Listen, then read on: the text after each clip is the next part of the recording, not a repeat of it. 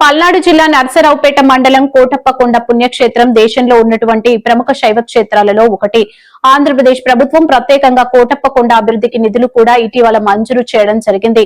మహాశివరాత్రికి రాష్ట్ర వ్యాప్తంగా ఎంతో మంది భక్తులు కోటప్పకొండకు రావడం జరుగుతుంది. ఇక్కడ ఏర్పాటు చేసేటటువంటి సభలు దేశంలో ఉన్న ప్రత్యేక ఆకర్షణ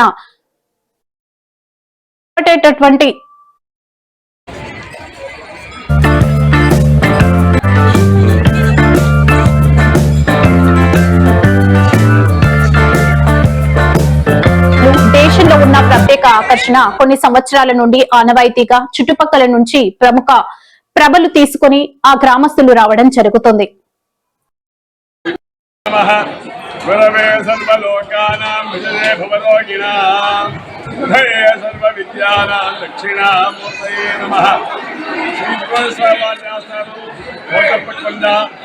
పల్నాడు జిల్లా శివస్వామి దేవస్థానం ప్రధాన అర్చక సుబ్రహ్మణ్య స్వామి వారు మన ఆంధ్రప్రదేశ్లో ప్రముఖ శైవ క్షేత్రాల్లో ఎంతోమంది యొక్క భక్తుల యొక్క దర్శనార్థం కోసం మహాశివరాత్రిగా వచ్చేటి భక్తులు ఎలాంటి భక్తులు ఏర్పాటు జరిగింది. 15వ తారీఖు మహాశివరాత్రి సందర్భంగా భక్తులు అధికంగా వస్తారని అటు దేవాదాయ ధర్మాదాయ శాఖ ప్రభుత్వం వారు అన్ని ఏర్పాట్లు కూడా చేయడం జరిగింది. దక్షయజ్ఞంలో ద్రాక్షాయనం వారు అంతర్ధానమైన తర్వాత పరమేశ్వరుడు కైలాసగిరి భూలోకానికి నుంచి ఈ కూడాటిపై బ్రహ్మచర్యంగా తపస్సు చేశాడు. ఇది దేవాలయం చౌరరాత్రి కన్నా ముందు స్వయంభూ ప్రతిష్టగా చెప్పబడింది.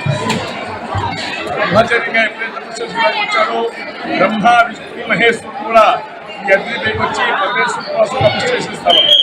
అందుకని కూటమి అగ్ని మీద జరిగింది కాబట్టి కూటాద్రి పర్వతం దీని మీద ఈశ్వరుడు గారు కోటేశ్వర స్వామి నామధేయం వచ్చింది. అంటే ఈ యొక్క తపస్సు చేసుకునే సమయంలో క్షేత్రానికి దిగువ భాగమున నందిపాలు అనే గ్రామం ఉంది. ఆ గ్రామంలో నందుడు సురంత అని చెప్పిన యాదవ్ దంపతులు ఉండేవారు. తర్వాత ఒకనాడు యొక్క వనమూలిని కూడా సేకరిస్తూ వైద్యం చేస్తూ జీవనాధారం ఉండేవారు. ఒక రోజున ఆ నందుడు కొత్త శిఖరానికి వెళ్ళేటప్పటికీ అక్కడ తపస్సు చేసుకుని కనపడ్డాడు. సన్యాసం కనపడినప్పుడు స్వామి అనుగ్రహించండి అని చెప్పని సాష్టాంగ ప్రధానయ్యాడు. అప్పుడు కళ్ళు తెరిచి ఎవరినైనా ఏమిటని చెప్పంటే నా పేరు అంటారండి అందరూ అంటారు. కాబట్టి పర్వతం మీద వలమూలిక సేకరిస్తూ అందరికీ కూడా ఆరోగ్యం నిమిత్తంగా వైద్యం చేస్తూ ఉంటాను అని చెప్పాడు. అప్పుడు సరేనాయన అని చెప్తే స్వామి నాకు వివాహమై చాలా కాలం అయిపోయింది, ఆమె సంతానం లేదు, మీ అనుగ్రహం కలిగితే నా సంతానం సంతానం ఆశ కలుగుతుంది అని చెప్పాడు నందుడు. అప్పుడు ఆ పరమేశ్వరుడు మహాస్తు అన్నాడు. తర్వాత ఆ నందుడు స్వామివారికి ఇంకో కోరిక కోరుతున్నారు. ఏంటంటే స్వామి రోజు కూడా ఆవు పాలు బహుళ త్రయోదశి నుంచి చతుర్దశి రోజు మహాశివరాత్రి చేయాలి. కాబట్టి 15వ తారీఖున ఇక్కడ మహాశివరాత్రి మహాజాగరణ జరుగుతుంది. ఎందుకంటే పరమేశ్వరుడు యొక్క అనుగ్రహం కావాలంటే మహాశివరాత్రి రోజు కనుక అభిషేకం చేసుకున్నా దర్శించుకున్నా కోటి జన్మల ఫలితం కలుగుతుంది. అందుకని చెప్పని ఆ దృష్టిలో పెట్టుకుని లక్షల మంది వస్తారు.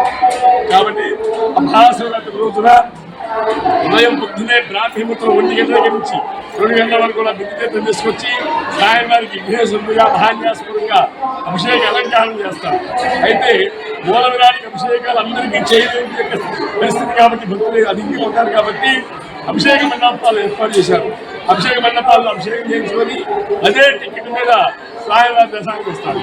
అది కాకుండా ఇవాళ అందరూ ఒకేలైన కాకుండా శీఘ్ర దర్శనము, ప్రత్యేక దర్శనము, ఉచిత దర్శనము, విఐపి దర్శనాలు అన్ని క్యూ లైన్స్ కూడా ఏర్పాటు చేయడం. కాబట్టి ఈ మహాశివరాత్రి యొక్క విధానం తర్వాత చెప్పుకుందాం. కాబట్టి అయిపోతుంది. అందరూ కూడా స్వామివారి దర్శించుకొని స్వామివారికి కోరుకుంటూ సెలవు తీసుకుంటున్నాను. అబ్బాయి కొంచెం కోటట్టుకున్నా 747 మెట్లు మాకు దేవాలయం 747 మెట్లు ఎక్కడాక కిందనే దర్శనం వెళ్ళిపోయాడు. ఇదంతా కాదు భక్తులందరికీ కూడా స్వామివారి అనుగ్రహం కలగాలని చెప్పని తర్వాత కీర్తి చేసింది ఆయన. హిందీ కోనసీమరావు గారు రామారావు గారు తీసుకొచ్చి ఘాట్ రోడ్డుకి శంకుస్థాపన చేయించారు. తర్వాత ఘాట్ రోడ్డు వేసిన తర్వాత నారా చంద్రబాబు నాయుడు వచ్చేసి ఇది ఓపెన్ చేశారు. అలా ఓపెన్ చేసిన తర్వాత ఇక్కడి నుంచి ఈశ్వర తపస్సు స్థలానికి గ్రూపువే వేయాలని చెప్పని మళ్ళీ రెండో పర్యాయం వచ్చి పరిశీలించారు. అలా జరిగిన తర్వాత ఘాట్ రోడ్డు ఎప్పుడైతే పూర్తయిందో ఈ దేవాలయాన్ని పునర్నిర్మాణం చేశారు. అప్పుడు చిన్నదిగా ఉండేది, నెల్లాగొలసం తక్కువగా ఉండేది, భక్తులకు అసౌకర్యంగా ఉండేది. ఇంత ఘాట్ రోడ్డు వేసుకున్నాం కాబట్టి భక్తులు పెరుగుతారనే దృష్టితోటి ఈ దేవాలయం పెద్దదిగా గావించి ఈ యొక్క ప్రాంగణం మొత్తం కూడా విస్తీర్ణం చేయడం జరిగింది. ఇక్కడ భక్తులకి సౌకర్యార్థం రూములు కానివ్వండి, ఇంకా రకాల యొక్క విధానం యొక్క అసౌకర్యం లేకుండా సౌకర్యం రీతిగా స్టూడెంట్స్ కానివ్వండి అన్ని ఏర్పాటు చేయడం జరిగింది. ఆనాటి నుండి ఈనాటి వరకు కూడా భక్తులు అప్పుడు వేలలో వచ్చేవాళ్ళు, ఇప్పుడు లక్షల్లో వస్తున్నారు. కావున రేపు